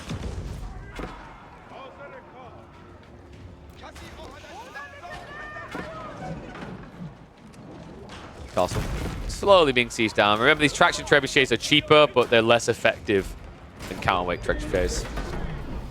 Tech up complete. Divine should be queuing all the upgrades and looking to end the game fast here. Demo ship. Cute idea there. Not going to work out. I love the fort, though. That would have been brilliant if it wasn't for the fact that there's already sprinkled outposts here to block it.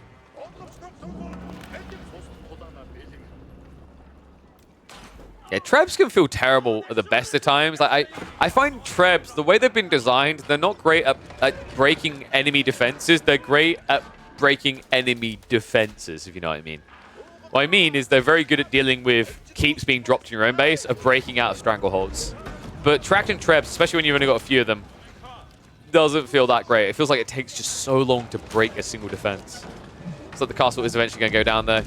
Just not enough villagers here. DivineDFP will now look for the fight. Elite upgrades have been queued up. They haven't come in just yet, though. Spiral count. It's going to have a problem. Shutter Triggers is about to complete, and that is when it is going to be a one-sided trade. DivineDFP actually gives some freebies over. Surprised by that detail. Avely now pursuing, but now he can't win. This is it. End of the road. Kurultai has also been repaired. How the hell did you pull that one off? GG. There it is. DivineDFP will not make our jaws drop through the floor. He will get to match point and now has an opportunity to try and round this out in game number 4. So let's look forward to game number 4. What are we going to be getting here? Is it going to be Cliffside or is it going to be Bridges? It looks like we are going to be heading to, drum roll as I pull up their data. It's Avely's choice, right? He goes Cliffside. I think you 100% go Cliffside. You pick Rus, and then you're going to probably force... Divine can either try playing Japanese if he feels it's strong enough, or he just does a throwaway civ to be stronger in the final game. I'd say like Order the Dragon might be a reasonable punt here. But let's have a look. Yep, Cliffside. It's going to be... Of course he went HRE, dude. Divine, for those that don't know, Divine used to be a filthy, prolific HRE spammer. It was like the only thing he played other than, say, English and I think French back in the days. He used to always play on Altai, actually. He loved it. So I think this is Divine leaning a bit too hard into comfort. This matchup, I don't feel like it favors the HRE here. Rus is really strong on Cliffside. It's a very kind of momentum-based map, and they can come out swinging quite early. Short route to the enemy base, knights that can contest relics in the mid-map. Let's see what Divine's got in mind. We're going to hop into game number 4 here. DivineDFP now on match point. Avely back up against the wall. Whips out one of his signature civs. One of the ones he's played an insane number of games on. A civ that has been consistently dominant in competitive for over a year. The Rus. Divine, love the opening. Straight away goes double scout. Good to contest the roost, and also the follow-up is you need to get your hands on as many sheep as possible. Rough start here, though, as Avely out-micros him. And he needed to. That was a double deer stack. Wow. Okay. Good start there. I think he got half of the deer by the looks of it, despite the fact that DivineDFP had the edge on getting there quicker. Really well played there by Avely to get as much of that as he did. Third scout is now coming. Looks like he's going to get his own deer on this side for free. His secondary is going to be taken away, though, right? Oh, boy. Yeah, there's no way he doesn't scout that. Avely has already queued up Wheelbarrow. This is a bit risky. He's actually, I think he should be fine, just on the basis of the fact that he should find 2 to 3 wolves with this many scouts. Like, probability is high.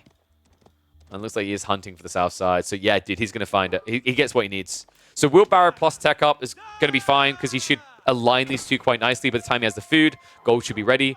The thing that I always find interesting about the Roost is because of the bounty element, they tend to be the fastest Civ to Tech Up, arguably even quicker than HRE in a lot of games. Especially when HRE has to react with his second scout to try and deny equity. Not just for the equity, to make sure they also get enough sheep themselves. And bloody hell, he's done well there. 10 so far, meanwhile, only 7 on the other side. And remember, HRE do exhaust those sheep quicker. But here we go. Exactly what I'm talking about tech timings. Avely pulls the trigger first. Kremlin. This is why I think the Roosts are incredibly powerful on Cliffside. I put them like solid at A tier. This Kremlin drop in the center blocks the ramp, gives you short route access, and gives vision to all surrounding rotations. Makes it very difficult in the early mid game for your opponents to get around you. At least without being seen. Arkenchapel on the other side. It's not too bad. He's going to have the gold. He's going to have the wood.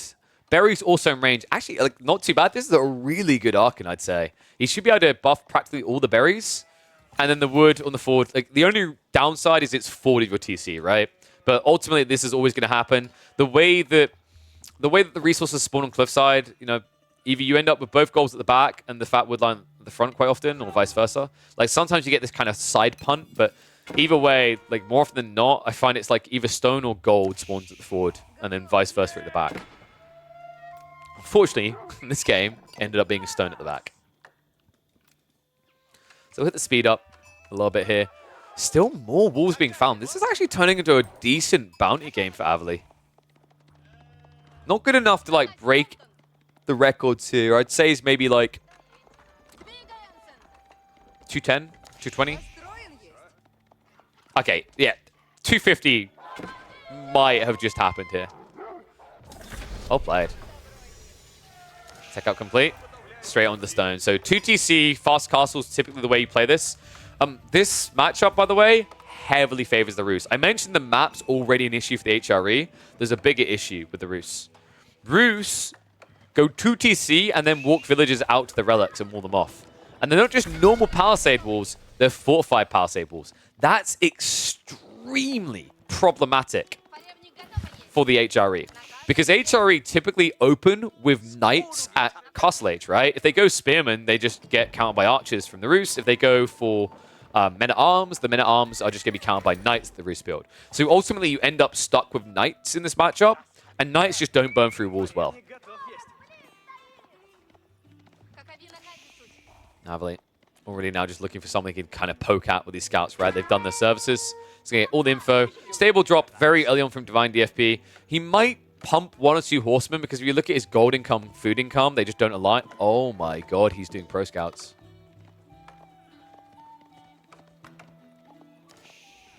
You're not going to get relics if you do this. He has to be aware of that, right? So here's the thing, he's got 8 sheep, he's got berries. Theoretically, he could drop an outpost and be fine for food to get Castle Age. This will make him last longer in Castle Age, but the price is going to be the relics. Just...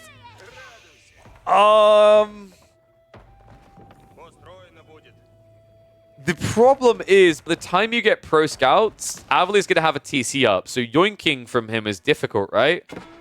And because you're playing HRE and exhausting your food too quickly, you're going to try to take these deer. On top of that, you're doing pro scouts against a civ that has 3 scouts already. How do you walk away with these? Oh my god, dude. Avely knows. Like, he's seen 3 scouts. You've made it way too obvious. And the militia on the way. The villagers as well. Dude, Avely, he's going to TC drop this, isn't he? Oh, this is sick. In more than one way. I want to vomit and I want to fist bump him all at the same time. What a way to lock in the early mid game here by Avely. Strong pick already, but this is a hard flex. In fact, did he just... Where is the TC? Did he just not... No, he isn't committing one, right? He's holding on. He's just going to place it here, right? Yep. Boom! DivineDFP. A move that spells doom for him. As his own deer are now taken away. Dude, what a crazy game 4 here.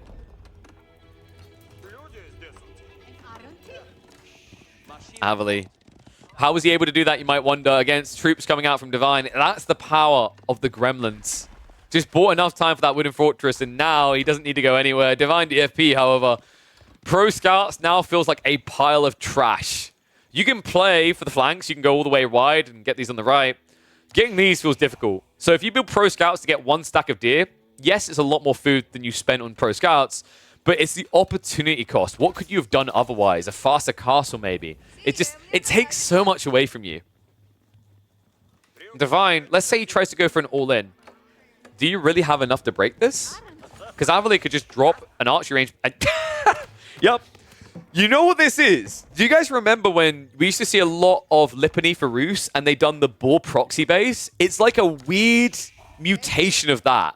I love the walls as well. He's against the full melee army. Good luck. If there's a wall in the way, you can't do anything about it. And he can even gate this so he can just set up a hunting cabin. If a raid comes in, walks through it. Man, this is such a cool game by Avely. He's still walling in relics, by the way. All the flank ones. There's one around the back that might be an opportunity for Divine, but the problem is now he's all in on feudal. He has got a bigger army right now, but because it's a wooden fortress instead of a normal outpost, he can't dive it. He has to wait. Right now, he's built 4 scouts. 4 scouts to just sit here and do nothing. He doesn't even get bounty from the game.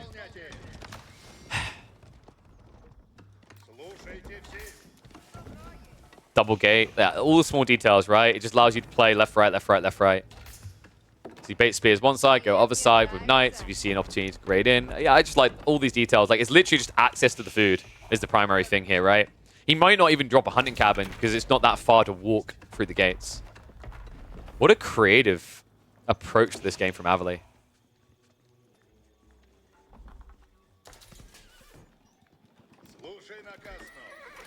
A bit of food issue temporarily, but he's queued up extra villages, right? So he's not just completely flatlining.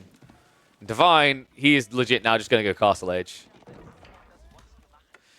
And yeah, Divine is blocked. He's more blocked than a toilet after someone had a few too many Taco Bells. It's not pretty. And neither is this. He has berries, and then he has to make farms. He's up against 2 TC. He's already 6 villages behind. He's moving to a stage where if he wants to get food, Pro Scouts is not going to be there because the walls are coming in. He's being fully trapped. The irony of doing this to a player who often walls himself into his corner is quite hilarious to me here. It's actually poetic what Avely's doing. This base looks so cool.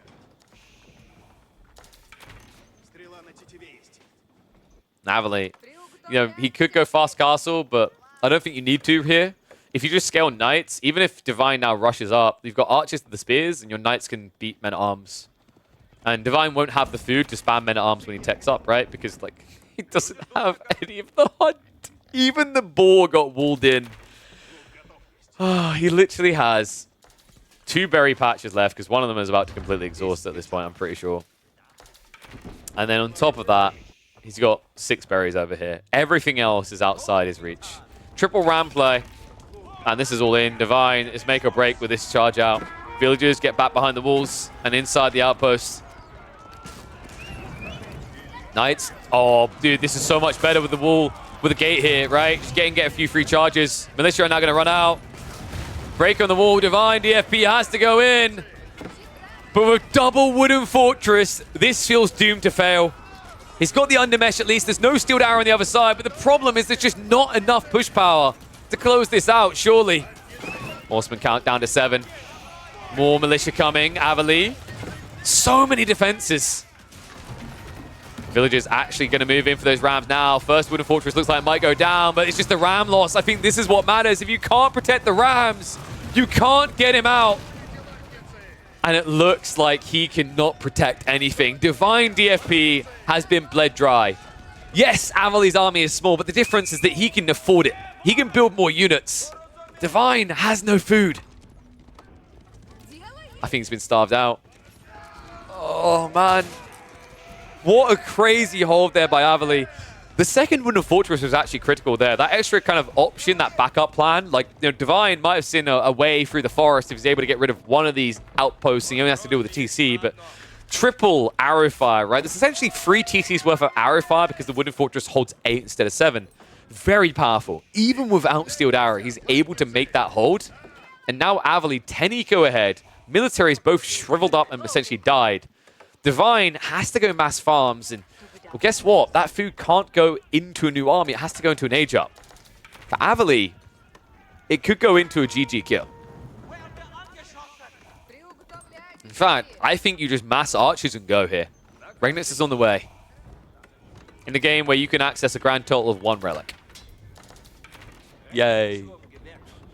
It's looking pretty bad. How does Divine get out of this? This wall break is actually pretty smart. He can get the close by relic. 2 relics is a good start. It's a road to recovery, right? After that, against the comp you're facing, no one's going to like that I'm going to say this, but I think you actually have to add in archers. You don't have enough food for anything else. Like, the fact that he's adding in more Raxes has me a bit worried. I don't think you can afford the meat involved in that process. Not at the scale you need anyway, right? Because you've now gone up to 3 Raxes. He's going to try to mass men at arms, isn't he? I hope not. Relic's going to be pulled back. So good start. Avely, meanwhile, he decides to cancel all production and catch up. And all of a sudden, that archer upgrade I did doesn't work either. So it's going to turn into a meat grinder. Avely, high trade house, undoubtedly is going to be the choice here. I imagine he's going to build it at home, near the wood line. Horseman once going to go raid in towards the secondary TC at least. But Avely now 14 eco ahead. A little bit behind the tech up timing, but considering he's already locked away 3 relics in this game, it's still going to be a good split for him. Oh my, get your numbers in. Get them in right now. Even if you watch this on YouTube, pause the video, type a number. High trade house being built. And bloody hell, this looks like a big one. Remember, he's also at least on bounty tier 2 because he's already got the boar over here. And he killed a decent number of the deer, plus the wolves. So easily at tier 2 bounty. Divine, more farms are at least being added in. But the difference is Avely doesn't have to rush towards that, right? He's moving on the boar. There's a few deer left over here. After that, he can track towards the deer location, the berries. It's fair to say that Avely has a good 10 minutes plus left before he has to think about farms. Divine army is already smaller. Scaling into men at arms, but I imagine Avely is just going to use all these proxy archery rangers to, queue up the crossbows. Makes sense, right? Against the HRE, they do 2 things. They do knights and they do men at arms usually. So build spears, build crossbows, firm handshakes. Ham's going again. High trade house, 73 trees. So it looks like it's going to be 192 gold. Oh, lordy. Comes in for the dive. Crossbows are starting to mass though. Only 2 so far. But the fact that you've got Spearmen here means you've got this damage absorber against men at arms. Just a tank for you to hold on. Rams, in the meantime, trying to go for the wooden fortresses. It's so many. Is Avely playing Age of Empires 4 or Age of Tower Defense? I just can't tell right now. This is absurd. Didn't even get the castle turrets, but Spearman's replacements are at least on the way. Men at arms count is getting small though, folks. He's a small boy. Yep, 193 gold over here. Rams are now going to be cleared up by the villagers, and I think this is the point where Divine surely has to accept a game 5 is an inevitability here. This was his one time, his one opportunity to strike. He started to sort the farms, but realistically, it's not going to allow you to rescale quick enough here. And you don't want to be going crossbows, right? The fact he's going crossbows right now has me concerned. I mean, you got no reason to, other than your opponent's doing it, right? The reality is if he went archers instead, his opponent could then go knights and he'd be GG'd. But the problem is you're now scaling crossbows from behind. Looks like there was a knight raid attempt, but gremlins are going to come out, and Divine hasn't realized it, so it's one hope of Chip and Nico is gone. His grand total of his army is now sitting at 5. And the crossbows are starting to camp the production. Avely behind this, finally going for relics. Mangonel also coming out. And Divine, where do you get gold now? Because he's tapped it. Yeah, he's tapped it dry.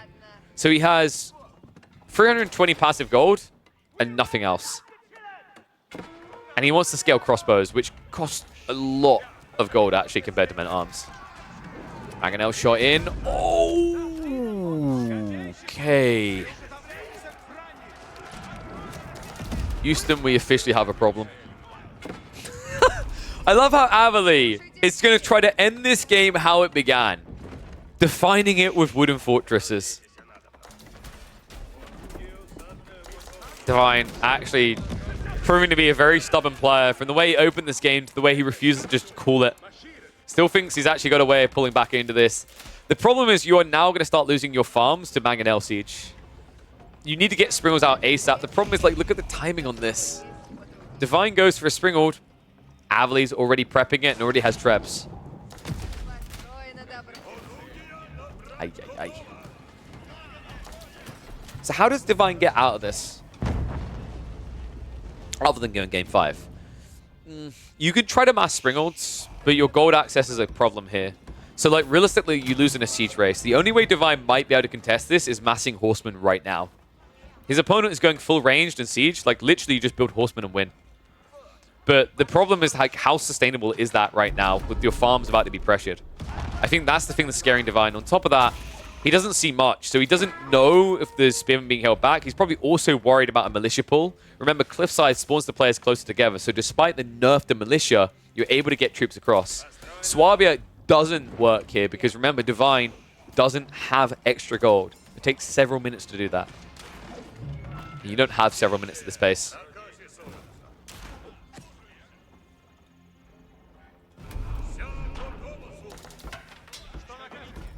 Divine now going for Trebs.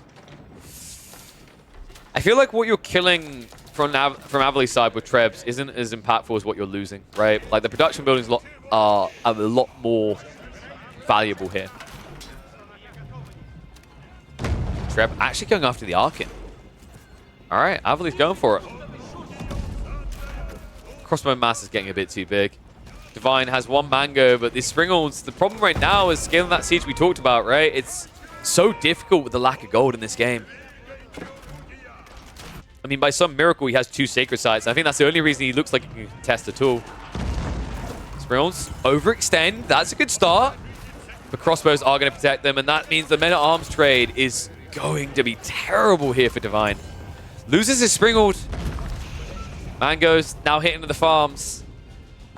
I mean, this is just clean to execute the end here from Avely. A little bit of a weird overextension there of the Springolds, but he gets what he needs out of it. Treb continues on the Ark and Chapel. He's forcing the E-repairs. Divine reluctant to give it over, though. Even this wooden fortress is a pain in the ass with that. Avely now locked in with free relics, rather, and sacred sites could easily follow here.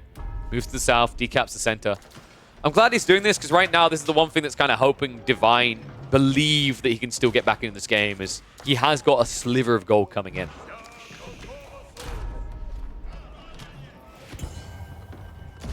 Nice snipe out on the outpost attempts.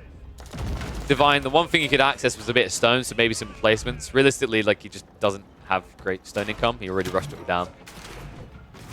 Springald's trading out poorly again for DivineDFP. Avely now with dominance in siege.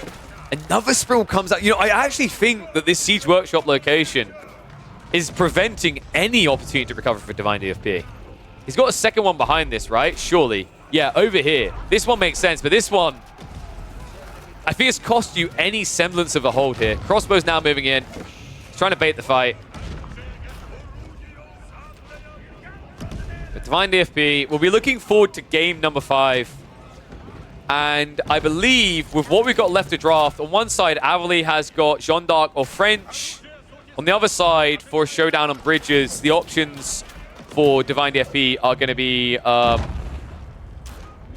Order of the Dragon or Japanese. I think we're heading for a Japanese-French showdown. And I think French actually fare better than Jeanne D'Arc there, if I'm not mistaken. Because you can just TC boom a bit. 2 TC scale knights. And clash. And if you ever get to Avely, say a prayer.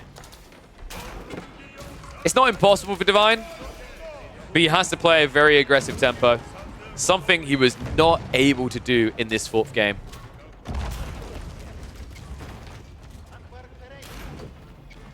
Oof. I'm going to hit the speed up a bit. We're already at an hour and a half for the series. I might have to split this into 2 videos just to make it a bit more sane, to digest rather. Spear trade out is perfect. Gets rid of the mango. And now outnumbers. I believe this is the killing blow we were looking for. Even got greased axles on the way. Stands his ground with the Springles. Gets the last of the siege that really matters here. And that should be DivineDFP. About to experience a death blow. No men-at-arms left. Nothing left of him here. What a sick opening by Avely to get to this stage.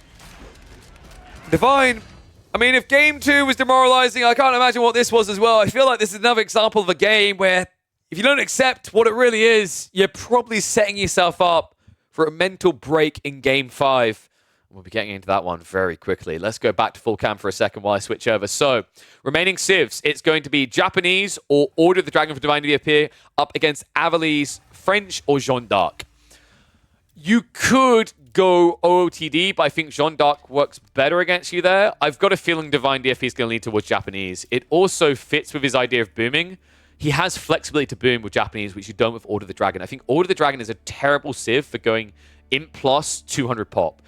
No player has been able to solve the hyper late game issue right now. And Jeanne D'Arc or French will both fare better there. So let's quickly check on in, and we will see what we're going to get for our game number 5. That's right, no stomps here. Going all the way. So bridges, we already knew that. It's going to be Jeanne D'Arc versus Japanese. Okay. Avely, this might be an archer build, right? Do you go archer here instead of women at arms? Because it should be fast castle attempt by the Japanese, and they'll go outpost, right? So Japanese versus Jeanne D'Arc. I think you go Hunter Jeanne, and you just try to block the gold and force extra outposts. All right, let's see. Deciding game. All on the line. Everything to play for. To get into the Elite Classic 2 main event, it comes down to this. A barn burner between Avely playing as Jeanne D'Arc and DivineDFP on the Japanese. Not for the 4th, but for the 5th. And we're going to be doing so on Avely's own creation. This is why I have a creeping smile on my face. This game is going to be decided on a map that he created. Now, that's not always the big edge you think it is, because, you know, many designers, many developers will tell you they can have an idea of how they think something's meant to be played, but it doesn't guarantee how it will be played, right? It's that classic example of, oh, how did this bug get in the game? Developer didn't think player was going to do that. So while Avely might have some creative ideas of how you're meant to approach this map, it doesn't mean that Divine can't have his own surprises to cook with. I hope he does, because Avely, to me, like, what I see is a logical path with a Hunter Jeanne just to kind of block you on the gathering. And right now, if I'm not mistaken, I believe there's still an issue. We've got 3 pros in chat that can confirm. I think there's an issue where Divine Shot will still kill units that garrison after it's fired. So if you shoot Divine Shot and a villager garrisons, they will still get hit. Divine. Has he? Wow. Interesting play here. Drops the farmhouse for the rally point, but doesn't go for the berries, which is a little bit surprising. I think berries makes a lot of sense. I'm always a bigger fan of getting Tawara and then immediately playing berries, especially against Jeanne D'Arc, because if you don't go for it now, it means you're only going to have sheep afterwards. Good start with 10 sheep overall, but we've got 9 on the other side, so Avely kind of mirroring the move. Both of them, yeah, did cut the center. So now it turns into a race to get across that bridge. And typically you want to dart towards the center because there's usually one or two around the sacred site, right? And then usually you can get remainder up north. Sometimes 4, sometimes 2. Wait, Divine, what is he doing right? Oh.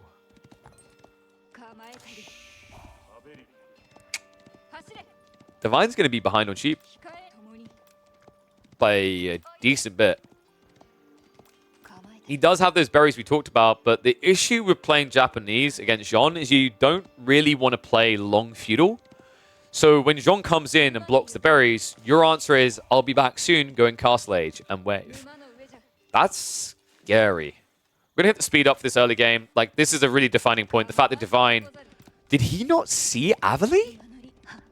He's moving like a guy who doesn't realize this area has been scouted. There's no sheep on the southern side left. So instead, this play by Divine doesn't get anything. And Avely now gets... Okay, he misses sheep. But he can now rotate in a way that he should be able to scout out at the same time. A little bit surprised by that detail. I feel like Divine should know that there's 4 sheep up north, most of them in the center. And considering you're up against the guy who created the map, Avely knows where these sheep spawn, right? So what I was anticipating is they both go like this, draw down the center, return, drop off at TC, and then head up north on the island exactly as Avely done. This isn't a matchup where one side has the edge, like Mongols have Khan movement speed or the Chinese have the extra vision, right? This is a drawn matchup in terms of what the scouts do. Crystal House now on the way. So upside for Divine, yes, it's going to be limited on what food he can access, but he will have permanent food via the farms. It's why I always say, actually, I think the Japanese, even though they look a bit more complicated than like the French or the English for new players, to me, they feel like a more noob-friendly civ, I'd actually say. Because the farm transition happens by itself. So compared to other civs where you can run out of resources abruptly and lose a game, I feel like that element of Japanese play is 10 times more forgiving and friendly than, say, the French. Tech up down the other side, the School of Cavalry. And it's going to be a... Dude, this is really cool from Avely. This is a different iteration. I'm a really big fan of it. So what Avely's doing, he's gathering stone for the TC. Very obvious detail. But what matters is the follow-up. By the time he's done gathering stone, I think he's optimized this so that he'll upgrade to level 2 Jeanne. And then you will buff the build speed of the 6 remaining villages on this TC that I'm expecting to be dropped on the deer right here. That's actually a really cool mutation on Jeanne D'Arc. I've seen the builds where you basically, like, one thing I think a lot of players are aiming towards that we talked about before is the idea that you level Jeanne and you go for the enemy boar, then come back for your own boar when the TC drops ready. But this is different, and this is cool because by doing this build, if you want to play Greed, it gets your initial night out very early on at a point where your opponent can't contest it or be ready for it easily. We already see the outpost is up from Divine, and funnily enough, this is one of the civs that can be ready due to the fact that they gather stone when they gather gold. That's so cool. And there we go. So Hunter Jeanne comes out. This is going to be a board TC, isn't it? I hope so. You've got Wheelbarrow. You'd secured the berries and the boar, and it means that you can move to the deer with your primary eco. We'll have to see. Okay, I gave him too much credit. No, he's... Okay, now I like it a little bit less. So I think, actually, it makes a lot of sense if you're going for the TC to use Jeanne standing here for the 33% construction aura. These 6 villages build the TC up so much quicker. Instead, though, just going to move out for the ball. First night has at least blocked out the berries, and it looks like Divine. Yeah, this is what worried me. He built a farmhouse and then never touched it. So no value from this at all. And he did actually go for Tawara into the second wheelbarrow tech, right? So you got 2 levels of that, and he didn't even get the valuable thing, which is the berries. Yeah. I don't know, man. I think if you go Takazaiku, especially with this Castle Age build, berries just make way too much sense. Obviously, he wouldn't have been able to hang around here, but once again, just imagine the game if Divine immediately pulled out onto the berries at the start of the game, similar to an Abbasid player. Because if you get Tawara straight away in the game, you're almost at an Abbasid gathering rate on berries. And they always do it, right? So it kind of... The cool difference there as well is it would have allowed him to go for a wider arc with the scout, if possible. So instead of, like, darting out here, he could have darted down south, came up, and then gone north. and still been home in time for tea. Wall's up. This is interesting, though. Look at what Divine's done. He kept this tree alive so he could chop in, so that if a scout stands here, he can't see you. He would have to stand here. That's a really creative little detail. It means Avely actually can't do anything with this hunter form right now. He needs to go for the gold. And the gold's problematic because it's 5 tower range versus the 7 tower range, right? And you have no armor. So this hunter Jeanne right now isn't really doing anything. It didn't even kill the other boar.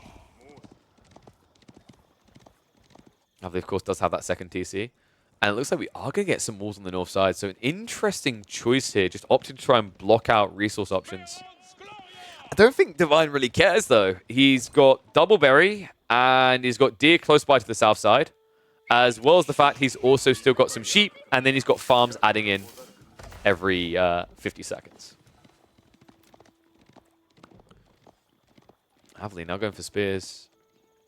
Ooh, where is Divine's scout? Yeah, he's at home. And he already... Uh-oh. Guys, he already dropped the stables, and Avely saw that, right? He walked up here. I think his scout came in range.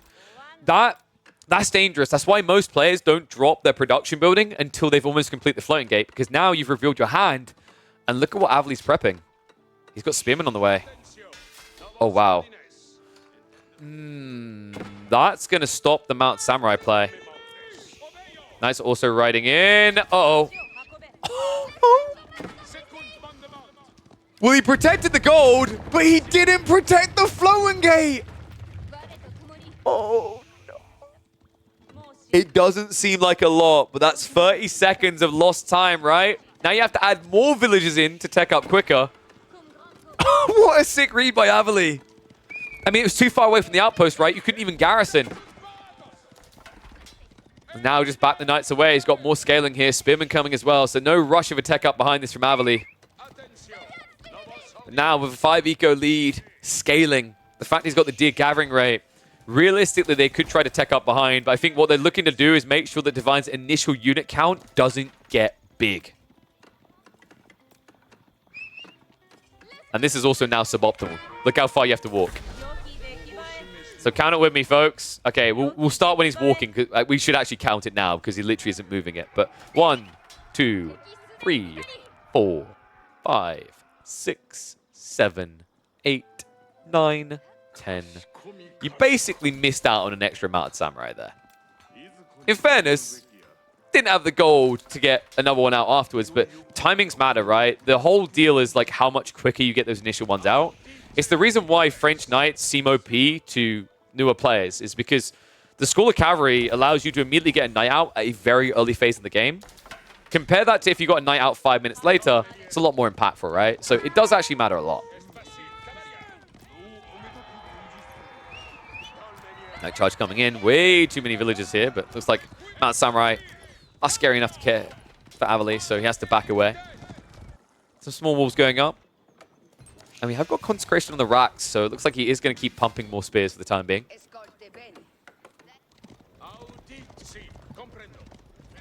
The interesting part, really, is that this Archer form hasn't done anything yet, but I want to explain this for people that are wondering, if you're not going to do anything with either form, why would you go Archer form? Well, one, there was an attempt, right? Just Divine, he reacted correctly. But the other reason why Jeanne D'Arc Hunter is really good is later on in the game. Tier 3, I'd still kind of favor Jeanne D'Arc melee form, but Tier 4 is actually where Jeanne D'Arc Hunter is so much better. You're able to snipe from so far away, and you're able to snipe siege because, remember, the Divine Arrow damage does scale. So you get to a stage where you essentially one-hit siege. It's pretty crazy. Might charge in again, this time with spears. He could actually just take the outpost, and the timing! No fortify. Oh man, Divine doesn't have much gold either. He can queue up 3 more of Mount Samurais, and that's it. Villagers have to run.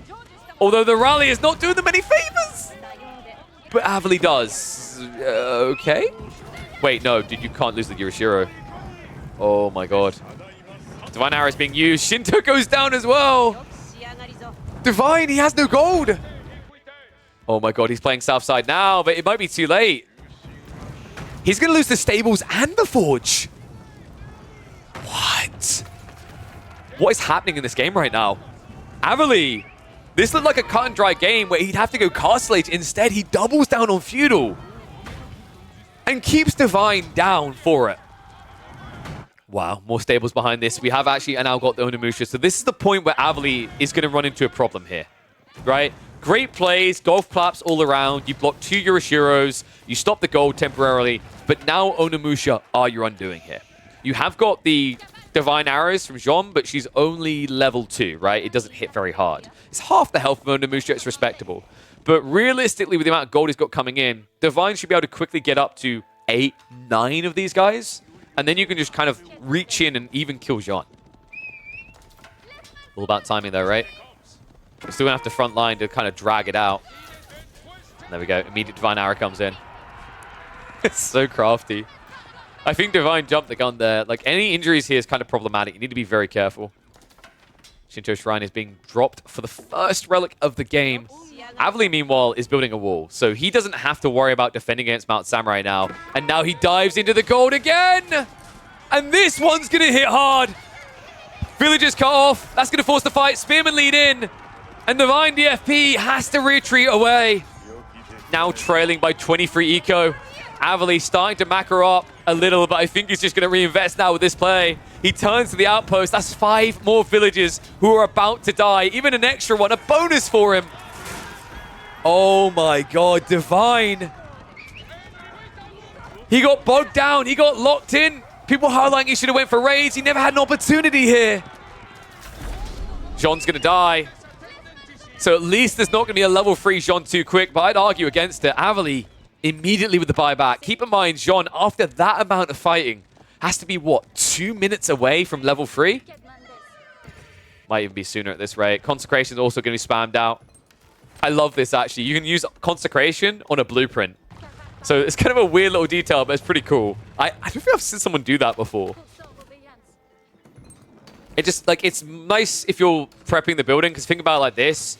You select villagers, you pick building, and then you just hotkey across to Jeanne, and you're already looking at the action. It sounds weird, and it sounds like a nitpicky detail, but like small optimizations is an interesting thing that actually does help. And Royal Institute coming behind this, dude. I think if the Royal Institute gets Royal Bloodlines, Divine doesn't, like, he can't. He doesn't have enough. He needs to get a fight before that happens. The problem right now is you're up against Mass Spears and Mass Knights. That's not easy. And I love the pause charge there from Avely for the re-engage. Remember, Onimusha gets sent to the back of the formation. That was crafty by Divine. He basically split the two so that the Onimusha wouldn't get pushed to the back. So keeps more alive. Still, this is going to be a full pushback to whence he came. Divine might not be able to maintain on this gold for long. What a great build by Avely. Very creative. You know, I still think there's room for optimization, like Jeanne. And it's one of those things like hindsight 2020, right? Like, if he knew about that tree line being chopped the way it was by Divine, where that tree stayed up so long, I think he would have stuck around for the TC to be built quicker. But he saw an opportunity cost there, right? He wanted to raid with her. Didn't find it, but just shows you how double down on Feudal can pay dividends here. Tech ups now coming in. Veterancy in 20 seconds. Divine not able to really turn around to fire. The wind-up animation of the Onimusha means we're just getting closer and closer to the problem.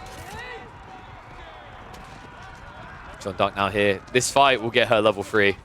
So she needs to be sniped right away. Onimusha, go for it, but that's bad. That's a bad choice. Divine Restoration still available.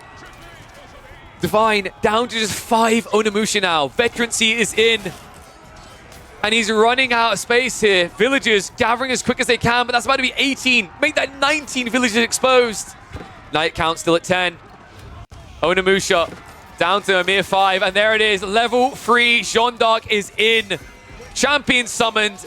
And this should be the bittersweet victory for Avely. And a bitter defeat for Divine. A series that should have been defined by game number 2 into 3. Divine seemed like he had the edge there in the draft. But Avely, able to thread a miracle in that second, leads him through. And this is over. Divine now will have issues accessing gold. Food isn't looking great either. But I'll tell you who is. Avely backs away. is being chased for the time being, but the next wave is on the way, and this should be the killing blow. Arbor Trio now here with these knights. This is the thing that you cannot deal with. Onimusha, Mount Samurai lose to this comp, and that is why he will GG. You have your victor. Avely qualifies for the main event of the Elite Classic 2.